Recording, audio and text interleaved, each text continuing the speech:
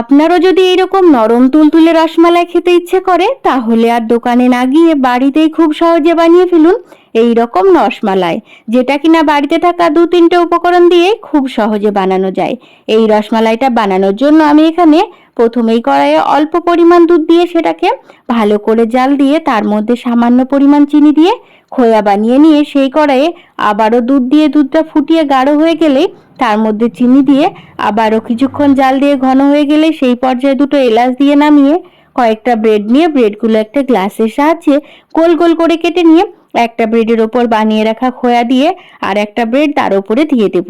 এইভাবে সবগুলো বানিয়ে নিয়ে ওপর দিয়ে বানিয়ে রাখা ক্ষীর দিয়ে সৌন্দর্যের জন্য কিছুটা বাদাম ছড়িয়ে দিলেই তৈরি নরম তুলতুলে ব্রেডের রসমালাই, যার স্বাদ মুখে বলে বোঝানো যাবে না। তাই অবশ্যই একবার তোমরা ট্রাই করো, আর ভিডিওটি ভালো লাগলে চ্যানেলটি সাবস্ক্রাইব করে ভিডিওটিতে একটা লাইক কমেন্ট করে দিও।